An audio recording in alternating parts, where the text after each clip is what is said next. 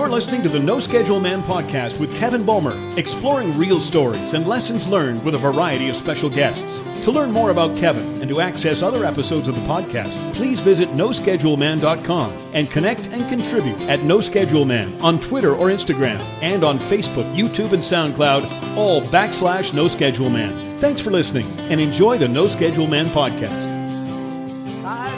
Struggle with reality. Hi, I'm Kevin. Thanks for taking some time to join me. I'm grateful, and I hope you're having a terrific day.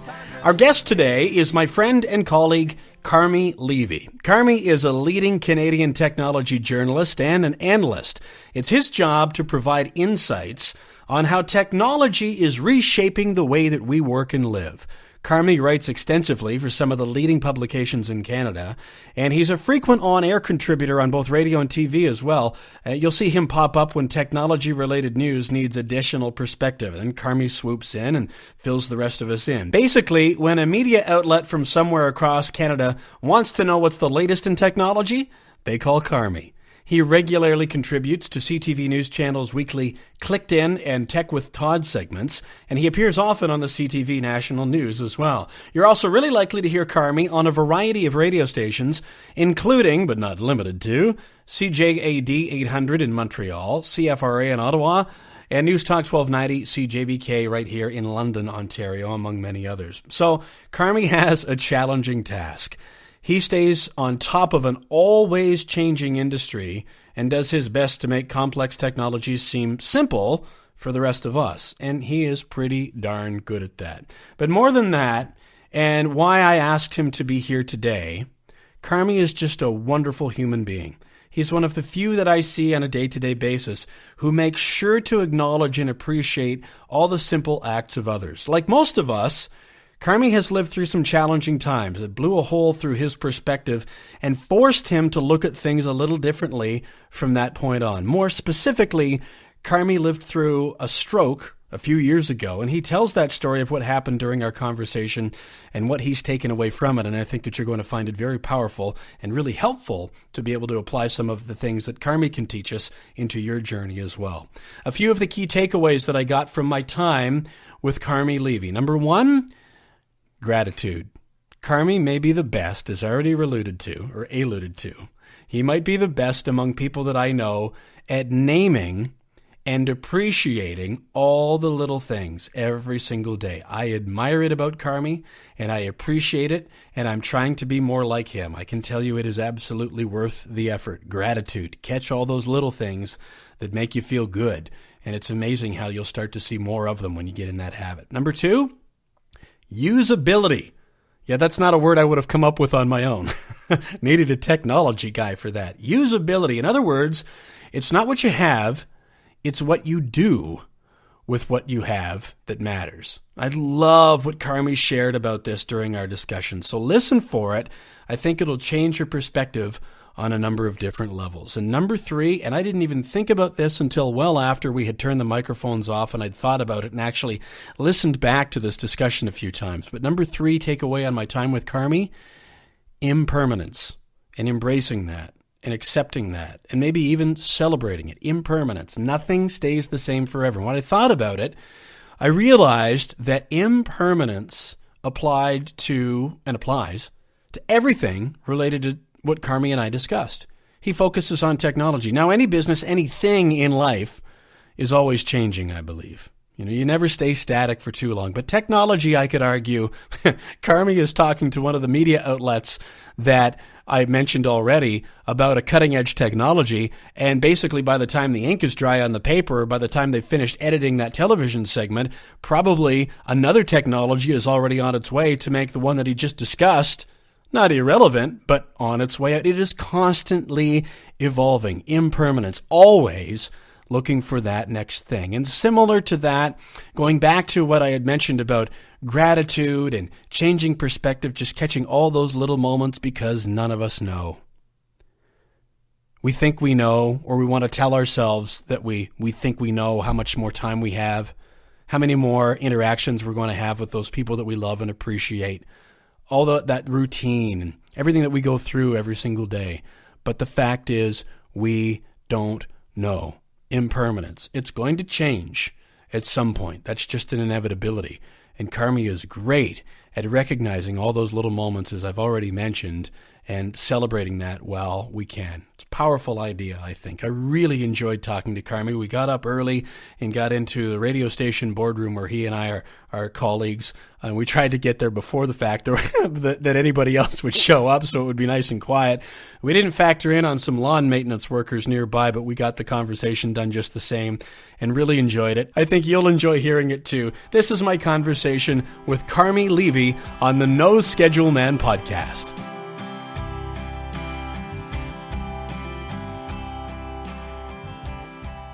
How did it change your perspective after you realized that you were almost not here anymore?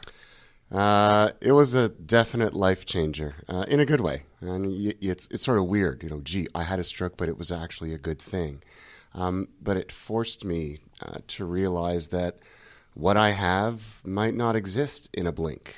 I might not have it tomorrow or in 6 hours or in 6 minutes. When you're lying on the ground and you realize you can't talk and you can't move and you're locked in your body and you know what's going on around you and you can hear what everyone is saying and you understand it, but you can't communicate back with them and you can't move, that's like falling down the rabbit hole looking up. And you realize just how precious those very simple things are. The ability to take your hand out of your pocket and just move it around and feel it. Take that away for a little while and then realize how much you miss it. So it forced me to really rethink what mattered and what did not. And you learn very quickly that most of us spend our days taking the basics for granted. Most of us spend our days not using our time wisely. And most of us spend our days hanging around with people, quite frankly, who we could probably hang around with better people. And that, this event, this stroke, this life-changing moment, it really forced me to rethink, who I spend my time with, how I spend my time, and just how I value that time. Was I stopping enough to smell the roses? Arguably beforehand, I probably wasn't. I sure do now. So should I take the fact that we are up early before anyone else, just to carve out a little bit of time for this as a... thumbs up. This is one of those smell the roses moments, because I believe very passionately in doing those things, A, that matter, and B, that spread the word, so to speak. In other words, it isn't just about me having an epiphany.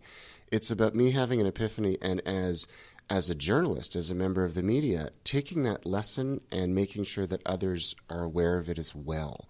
And that's what this is all part of. It isn't just about me. It's, what do other people need to learn from my experience? There's always got to be some kind of good that comes from bad. There's always got to be some kind of positive at the end, that light at the end of the tunnel, so to speak. It's up to me to shine it. And that's why, waking up early and coming and chatting with you, that's part of that journey. And I relish it.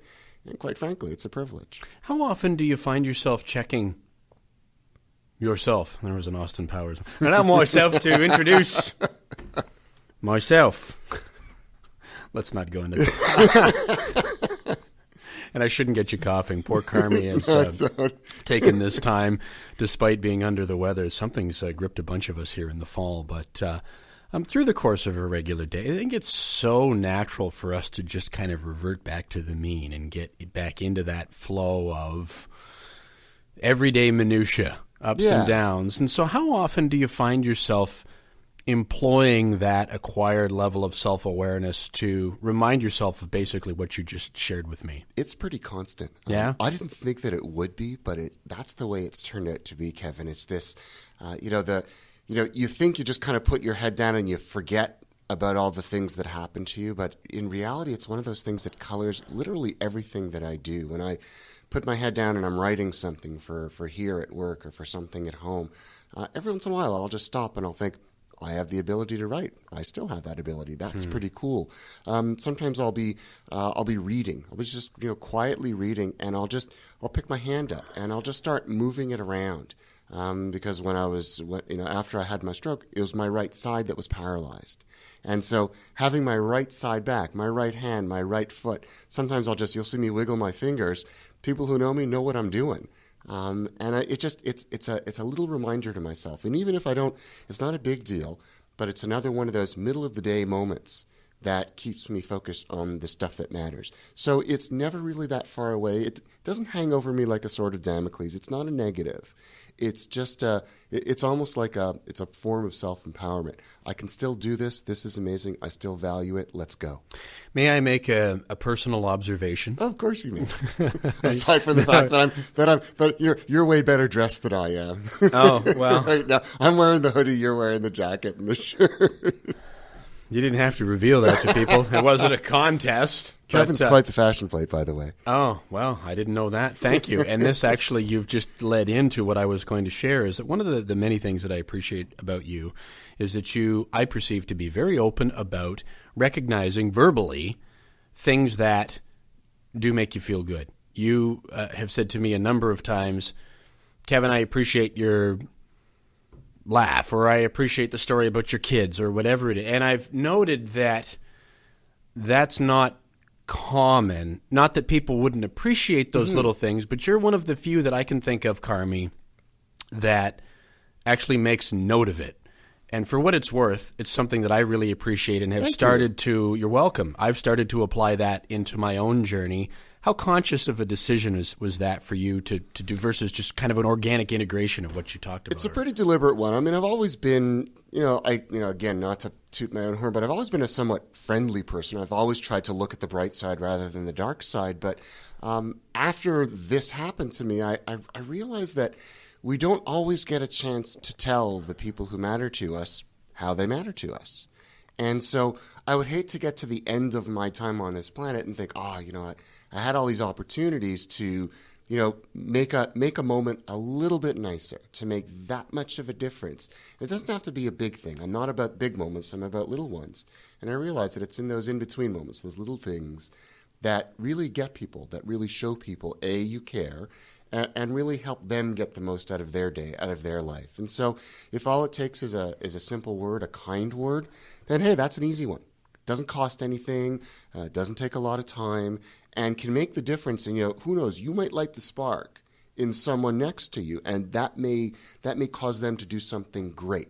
Today we're recording this on the day that Bob Dylan won the Nobel Peace Prize for Literature. How cool is that? And think about his experiences as he was growing up. He obviously became, he's a world famous musician and now literary genius. What kinds of things were said to him by the people around him when he was growing up, during his formative years as an adult, that maybe prompted him to write certain things in a certain way? Did it change the way that he felt? And so, not that everyone around me is going to become a Nobel laureate, but you know what? If I can make that small little bit of a difference, then I will not have gotten to the end of my time and regretted missing those opportunities. You got to take those opportunities where they come, even if they seem small and trivial. Those little moments are anything but trivial. We also don't necessarily, I think by default, consider the fact that we don't know what's going on with someone else's life. It seems like it's easy to just consider everybody else's grass greener. Yeah. And it isn't just because it could be a beautiful colonial in the suburbs with two very new cars parked in the driveway, but you know what? Looks can be very deceiving, and what's going on behind the scenes could be something that you simply don't want. So why would you stand on the sidewalk in judgment in someone? Just take the time to be.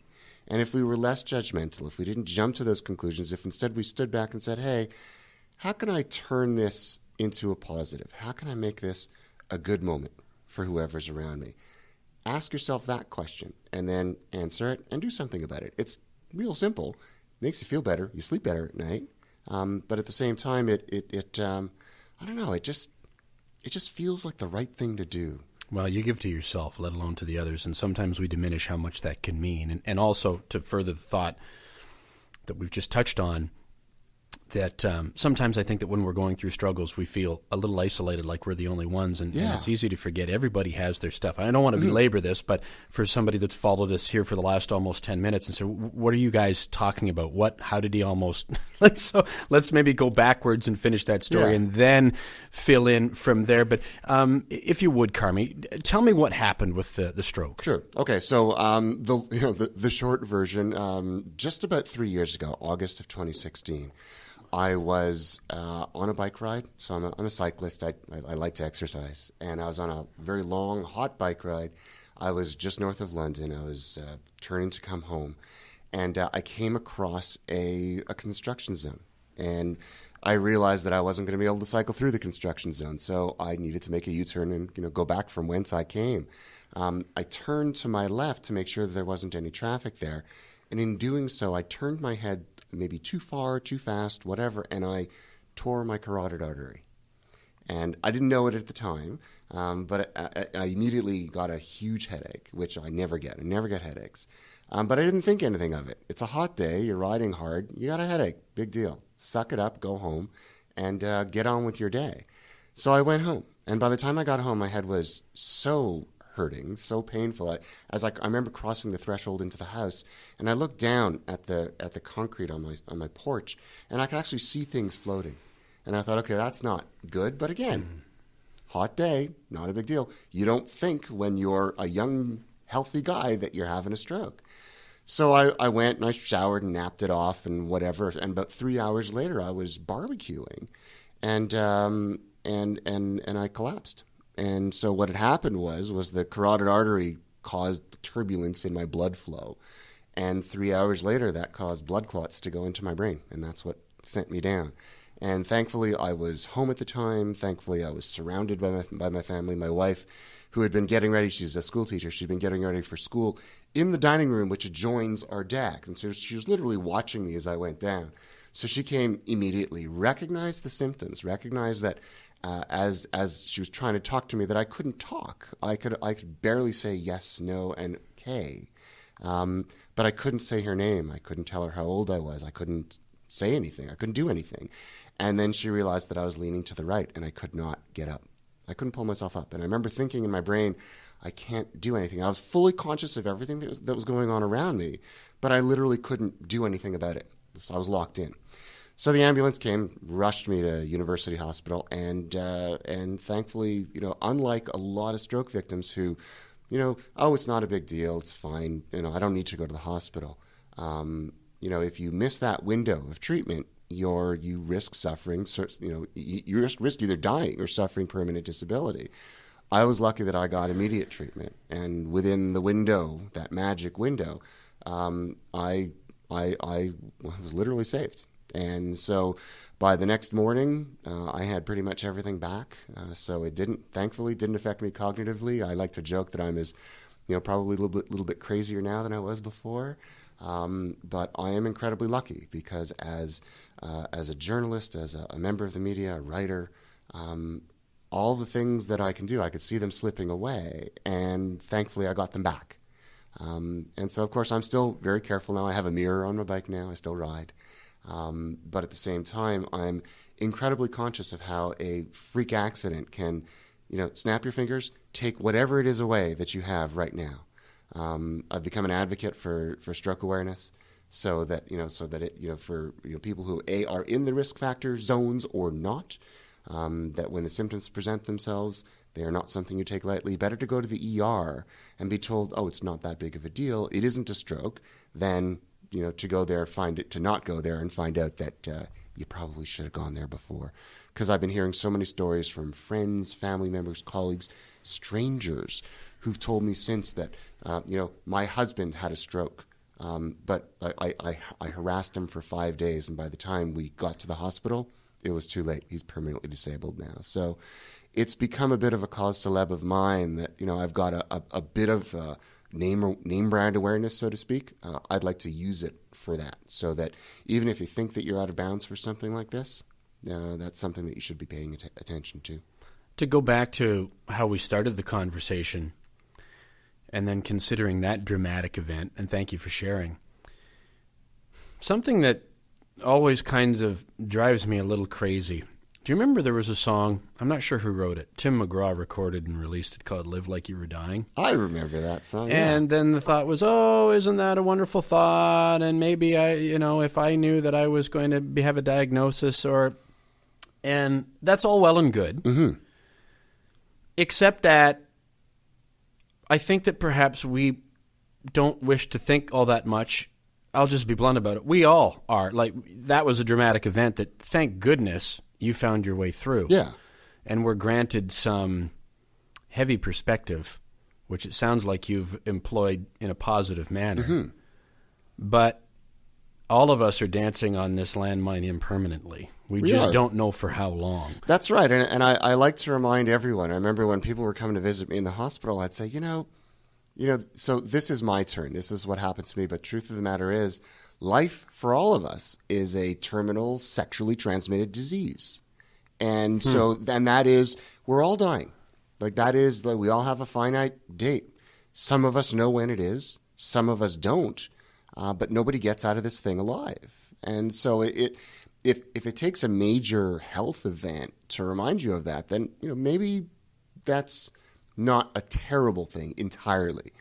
Maybe we all need a little bit of a reminder every once in a while, because I look around me and I see so many people taking that for granted, and we shouldn't, because we're all under that same death sentence. And I know it sounds really negative. I don't mean it to sound that way, but we're all in the same boat, and I just don't think I don't think all of us are aware of that to the same degree, and perhaps we should. Well, to what extent, though, do you find, taking us off on a tangent here, but I find this interesting, so I hope people will go with us. We're going to get into technology and and things like that in the digital world. You have the best tangents. In a little bit. But that I have a song that I wrote for the Rock Song project that I'm working on, Mutineer, that describes who we are as an inanimate case, a traveling suit for my soul is how I would describe my body. So that when that time comes, physically, this case for whatever it is that I am, the vessel, it'll expire and go back to the earth, or however you wish to look at that. But given everything that you talked about at the outset of this discussion, of just those moments and recognizing them and just really soaking in and enjoying all those little things. That's another one of my favorites. Little becomes big. So be careful what little things you're paying your attention to. That's right. It'll come back and surprise you. As you're used to living more in a state like that, to what extent do you start to feel a little bit more connected in terms of something bigger that may go beyond whatever we're able to perceive here? Well, I mean, it's funny because I wouldn't describe myself as religious, but I do believe in I'm Jewish, and I believe very passionately in my Judaism. I love being part of this community, and I'd like to think, again, we don't know what we don't know, so I don't know what happens after we die, but I'd like to believe, or I find it hard to believe that we exist in a vacuum, and so this has to be part of something greater. What that something greater is, I don't know. Is Judaism the answer? I don't know. But I know that's the one that I'm in. It's the one that I was born into. I'm comfortable with it. But I love all religion for that reason, is that at some point it asks you to take it on faith, to believe that there's something more, even though you can't tangibly prove it. And so I'd like to think that, there's something before, and I'd like to think that there's something afterward, because, when I die, when I think of the people around me who have gone, they live on in those whose lives they touched, and in the lives of those people who they touched as well. And so those little actions that my grandfather did when I was a baby, or even before I came along, somehow influenced me, whether I'm aware of it or not. And the things that we're doing today are probably having that ripple effect on subsequent generations, on people who haven't even been born yet, or who, we may never even meet. And to me, I find that really cool. I can't explain it. I can't, as a journalist, every question has to have an answer. I don't have an answer for this, but I like how it feels. And it puts everything in perspective. It means that I'm just not living a life for the sake of living a life. I'm living a life to improve the world around me. Did I leave this place better than it was when I got here? Because if that's the case, then the lives that come after me, they are enriched because of the fact, A, that I was here, B, that I took the time to sweat the small stuff. And I think that's an important part of faith. Whatever you believe, whatever you want to call it, I often joke, this is my imaginary friend.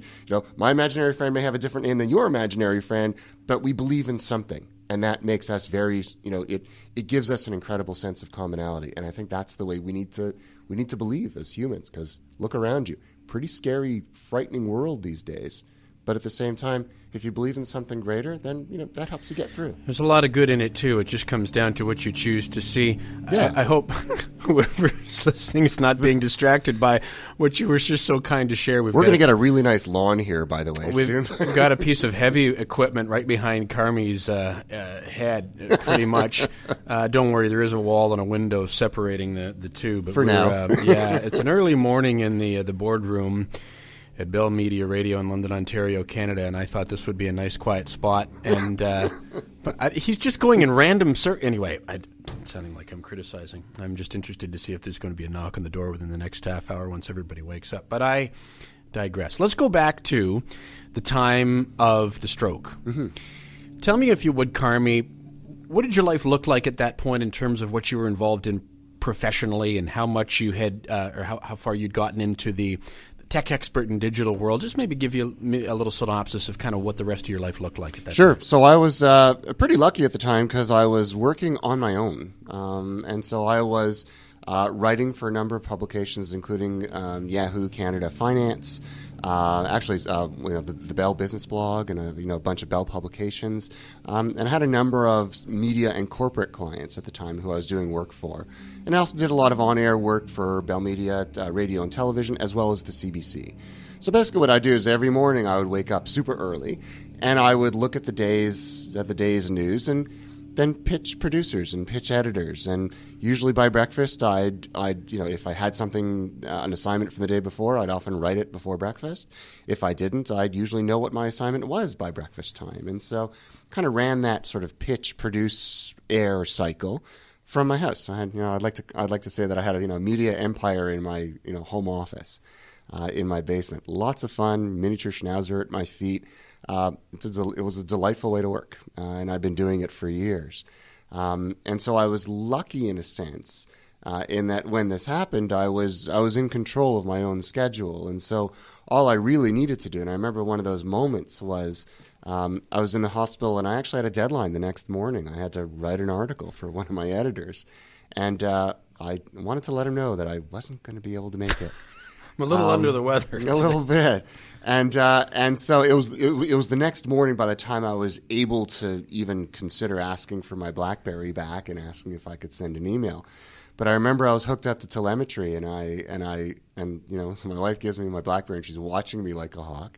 And I start typing very carefully with my thumbs, and it was important for me to be able to write that email. It was a 3-paragraph email, just letting them know what had happened and that I was going to miss deadline. And then to hit send. And I remember, my heart rate started to go up and the alarm started to go off and I started to sweat. But I was so happy because my brain could still put words together and I could still get them out through my fingers. And that's all I needed, was proof to myself that I could still do at the basic everyday level the stuff that I'd always done that I loved so much that I could write. And even though it was just an email, that was enough for me. Sent the email, gave the BlackBerry back to my wife and said, "You can turn it off. I'm good. I can go back to my life." And I realized then that I'd be okay.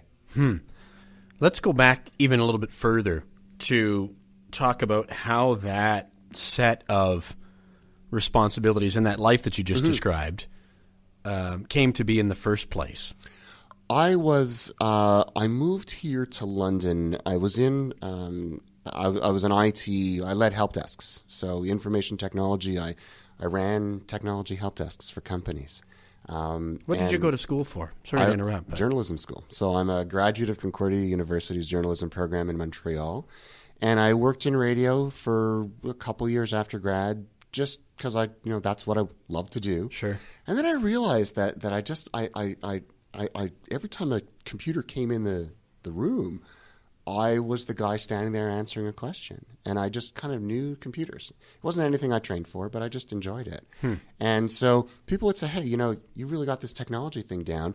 why don't you, go in that direction? And so eventually when a job offer came along for, it was a much, a lot more money and a lot better career track position, I thought, let me give it a try and see what happens and whatever. So for a few years I became an IT practitioner. I built and managed gradually larger help desks for some very large companies.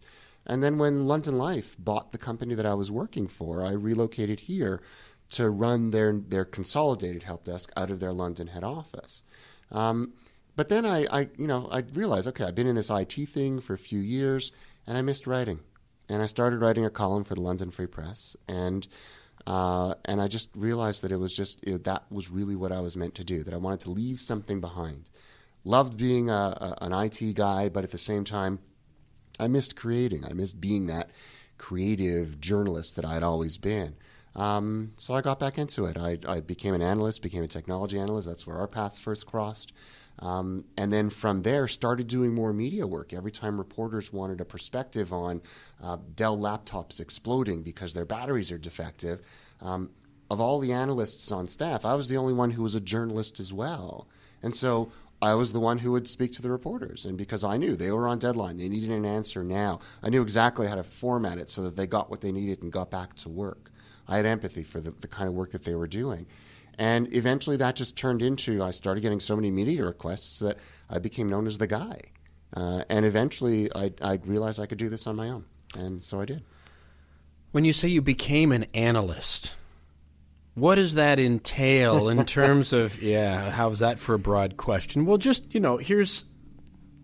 take over for a second. Mm-hmm. If to be schooled for journalism, to be in radio broadcasting, and then we could probably spend a half hour on just how does one go from having a knowledge of computers that come in the door at the radio station to, being a critical part of a help desk, and what does all of that entail? And I'm assuming then that you picked up a lot organically along the way, and then continued to feed your own curiosity by staying on top of different trends, educating yourself in your own time, forming different opinions, doing different research progress, and then almost you just realized to say I'm an analyst may just have been as simple as, and I don't mean to diminish it, putting a label on something that you were already doing. How close is that? Pretty close, because really what an analyst is, and when I became an analyst, that was the point where I realized I was taking those two sides of me, as a journalist as well as a technology practitioner, and I was finally combining them. And these were my two loves, so to speak, and that I was specializing as a journalist in the tech space, using the God-given gifts as well as the education that I'd gotten in journalism to focus it very specifically, very precisely on the technology space. And so I became literally a journalist who knows everything there is to know about technology. So the readings, I'm constantly reading on technology, constantly assessing, constantly writing perspective papers and research notes. And I literally became a journalist, that's all I did. And I realized at that time that there is no, the way the tech industry covers itself, really limited. It was all about, at the time, it was all about feeds and speeds. It was all about, how fast does this computer go? It wasn't, what's this computer going to be used for, or why should we care? And I realized there's this huge cultural and social gap in how people wrote about technology. And so I could take the journalist side of me, and I could take the fact that I've become an expert in technology and applying technology in the real world, slam them both together, and presto, you've got an analyst. But an analyst with a strong enough media background that I could use the channels of media to get that message out. And it's been, slowly but surely, as I built those relationships with members of the media who, ultimately trusted me as their go-to guy, that's how I built my brand. And day to day, it just became the most fun work you could imagine. So, technology. Mm-hmm. Whoops, sorry. That's an easy definition. Well, how do you decide what falls under that umbrella? It's a good question. And to me, it's just, I call myself a Hoover. Like, I'm literally constantly reading. Even when I'm walking the dog, I've got the smartphone in one hand and I'm just flipping through things, tagging them for later reading. It's a fire hose. I drink from the fire hose and I decide what's salient and relevant and what is not. And then I look for points of connection. So, okay, does this story, does this theme, does this topic, is this something that's going to be of interest to the audiences that I'm covering, that I'm serving? If it is, then even if it seems like out of bounds, then whatever, I'm going to include it anyway and see what happens, see what sticks. And I'm constantly trying to figure that out. And it's an always moving target. You never know what's going to be of interest today, because tech, as we know it, incredibly fast moving, and what's relevant today 6 months from now probably won't be. And I think that's part of the fun. I never do the same thing twice. My no 2 days are ever the same, because it's constantly shifting. And to me, that's part of the challenge. How do I stay on top of that wave?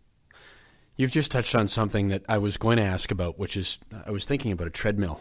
You talked about biking earlier, but you can, if you're trying to keep up with, air quotes, technology. Yeah.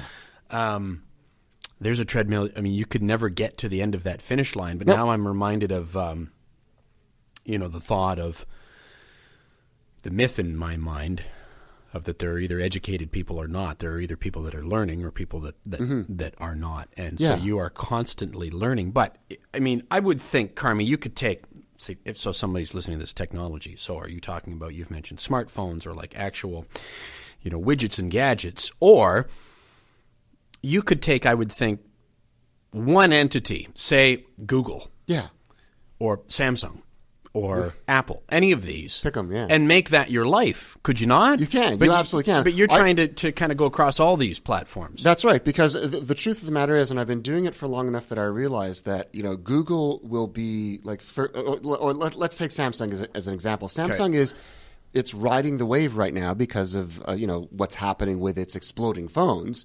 And so it's just right at the top of that sort of arc, and everyone's paying attention to it. In a couple months, that won't be the case. And same thing with Apple. Apple is really big right now. They just introduced the iPhone 7, but at some point, Apple isn't going to be the number one. Microsoft was once; it isn't now. And so my job is to figure out what is relevant today, and how long is it going to remain relevant? A few years ago, all people wanted to talk about was BlackBerry. That's not the case anymore. So it's up to me to figure out at what point do I drop that from the top of my agenda, and do I replace it with something else? And I'm constantly tracking what I believe those most relevant stories are, those most relevant themes, those most relevant companies. And it's absolutely true that if I chose, I could pick Apple or Google or Samsung, and I could go deep only on that one company. But my job really is to say, okay, which are those companies and those technologies and those gadgets, or even those gadgets that we can't see, services that are intangible, what matters to us and why? Because if we're paying attention to all of those Samsung phones today and we miss the rising technology behind it, I haven't done my job. And so I'm always doing a bit of both. I'm trying to go deep on the stuff that I think is really big now, but I'm also looking for what's next. And so far I've had a pretty good track record at sort of leapfrogging from one to the next and never really missing whatever that next big thing is going to be. And I think that's important, because people always want to know, how do I make sense of this? And I know this is not what people have the time to do.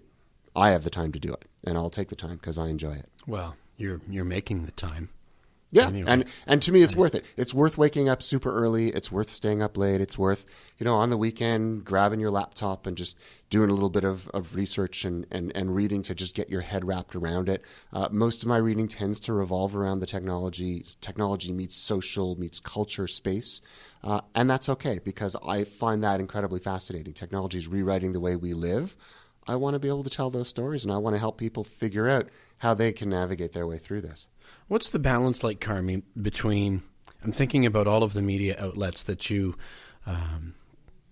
service, for want of a better word, on a weekly basis. Mm-hmm. What's the balance between the things that you find that are common, that they're asking you about, that they want a perspective on, versus you wanting to go, I see a trend here that's come on the what's next that I think that your listeners or your viewers are going to want to know about? For the most part, originally it was they came to me and said, Carmi, can you talk about X, Y, or Z? And then over time, as I've built relationships with them, it's really become more of me pushing things their way. I still get the occasional request, Carmi, this story has popped up. Can we talk about it? But for the most part, it's me doing that horizon scanning and then reaching out to them as part of our regular cadence. So I've got, across the country, I've got producers and editors and other journalists who every week we do a segment together and hosts as well. And so I'll take a package of ideas, pull it together based on what I think the zeitgeist is this week, and I'll fire it over to them. And either they like what I've sent to them, they cherry pick from it, or they say, okay, I like ideas number 4, 7, and 9, and here's a new one that I found that I was wondering if you wanted to throw it in. And I always invite them to do so. So I'd say probably, if we're looking at the numbers, probably about 80% comes from me, 20% is unprompted. But I kind of like that because I also recognize I'm only one guy, and I do my best to cover the world, so to speak. But sometimes another perspective will find something that I might have missed or that I might have looked at somewhat differently through a different lens.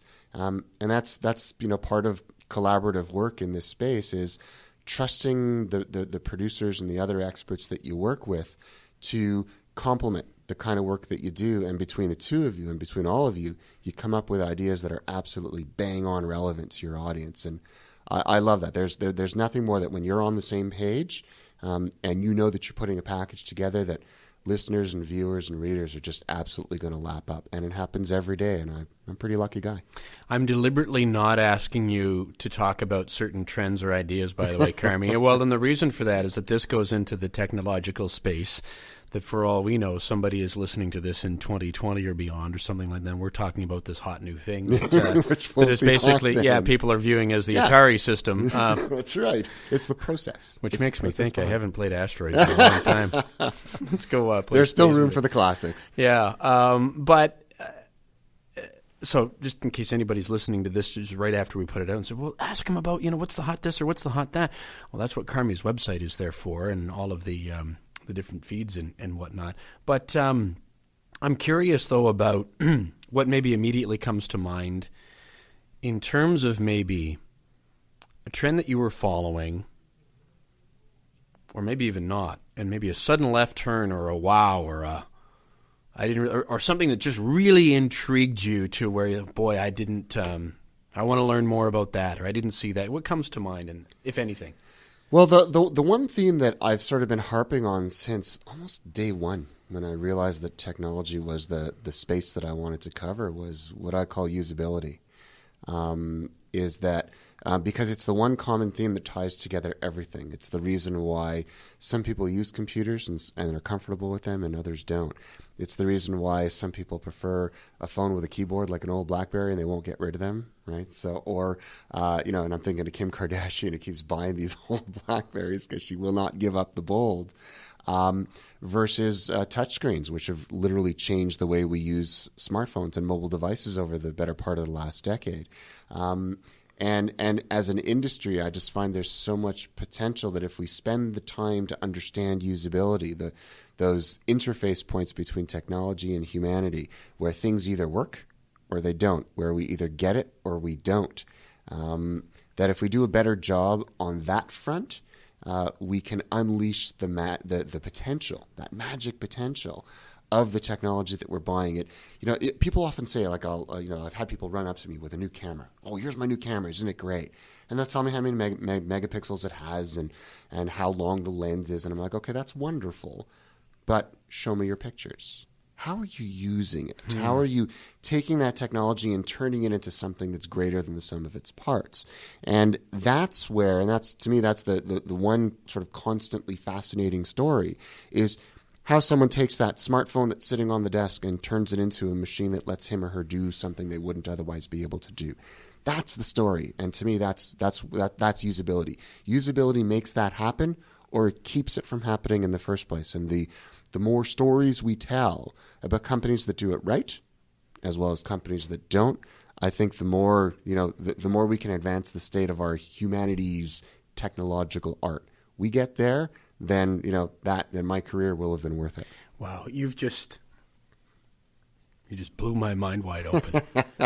I knew that was going to happen. You talked earlier about, the Colonial with the 2 cars and the, I'm going to say, quote, American dream, Canadian dream, right? And then what I was going to toss back at you when you mentioned that a half hour or so ago was movie set life. Yeah. It's frontage. But then when you go in past that front door, that's right. You realize it's just a facade. There's scaffolding, right? Yeah. And so what you just mentioned about technology, what's the usability? What are you doing with those tools? as I was listening to you, my mind was just going off in all sorts of directions. I love what you said about the camera, because it falls back into, I think, Carmi, kind of where we started, comparing and contrasting to everybody else, thinking that we should have or do or be. But what are you doing with yourself, with your environment, with the people that you're with technology, with whatever you may have? Yeah. Or is it just a scaffolding of a movie set because you want people to see the facade? That's right. And to me, like, life is anything but a facade.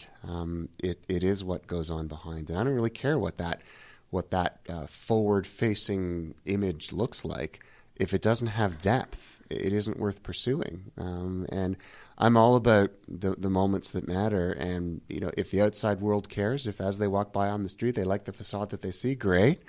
But I'm not going to spend a whole lot of time on that facade. I'm going to spend a whole lot of time building the stuff in back that most people can't see, because it's the stuff that you can't see that matters most.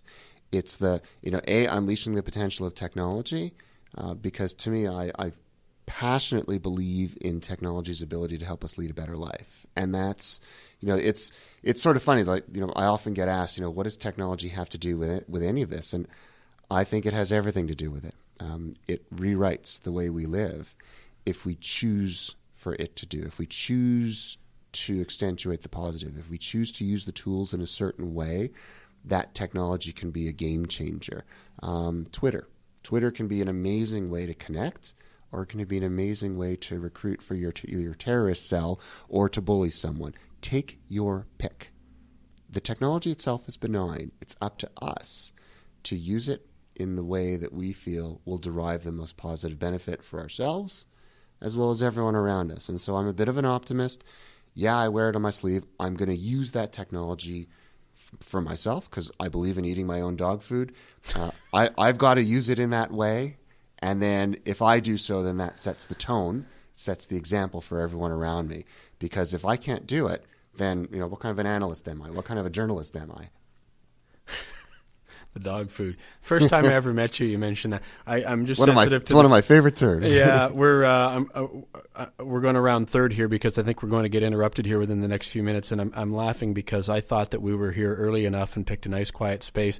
It's been like a Laurel and Hardy show of the variety of different lawn maintenance. But the good news is we probably have the nicest lawn in the neighborhood right now. There was an alarm that went off at some point. There was a weed trimmer, a leaf blower. I believe the fire trucks flew by at some point as well. So it's quite the neighborhood we're in. But that's just it, is that when you wait for things to be perfect, you'll always be waiting. You either do or you do not. There is no try. Boy, there's Austin Powers and Yoda we've managed to fit into this discussion.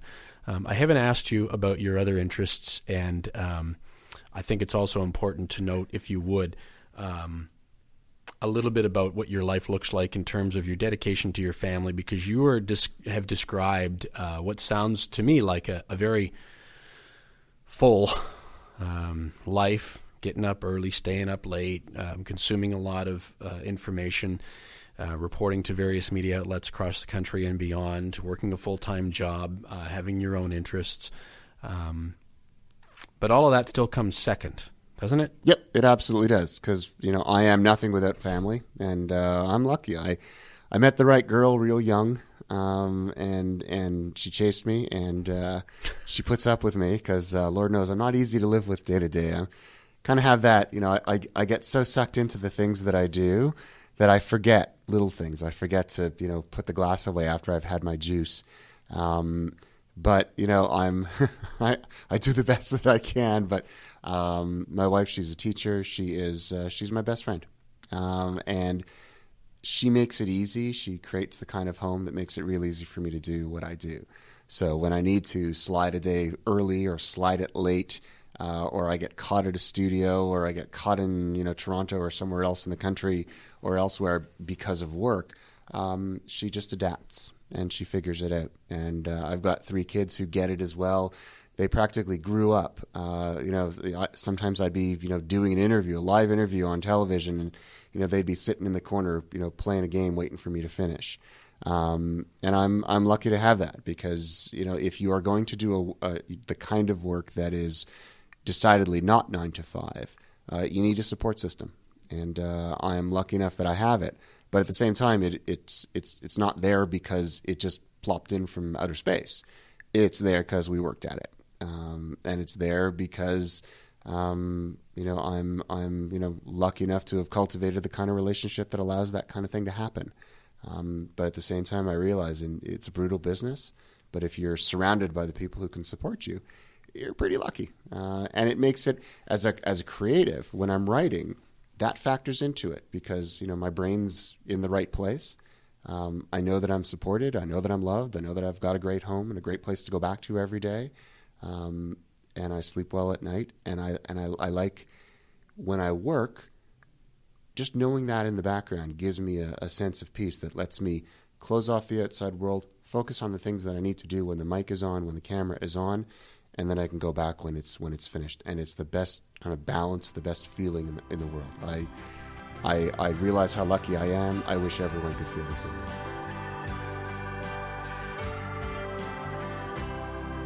You can reach Carmi on his website. He has a terrific blog, which is called writteninc.blogspot.ca. I'll spell that out for you. Written is in the written word with a W, R-I-T-T-E-N, ink. Not like as in ink in a pen, but as incorporated. See? A play on words. I-N-C. All right? So written ink as in W-R-I-T-T-E-N-I-N-C .blogspot.ca. That's Carmi's official blog site, and you'll find all sorts that he's written and his links to his social feeds. But if you'd rather go directly there, you can find him on Twitter at Carmi Levy. His name is Carmilevy. So at Carmi Levy on Twitter or facebook.com/Carmi. Or just keep your eyes and ears open on Canadian television and radio, and you're likely to run across Carmi sooner or later. Reach out and say hi. I know he'd love to hear from you. And so would I. NoScheduleMan.com is the home for all things I'm up to. Would love to have you as a member of the No Schedule Man email VIP. You can sign up at the website, and I really appreciate you taking some time to join me here today. Thanks again for listening in. I'll catch you next time on the No Schedule Man podcast. Just a little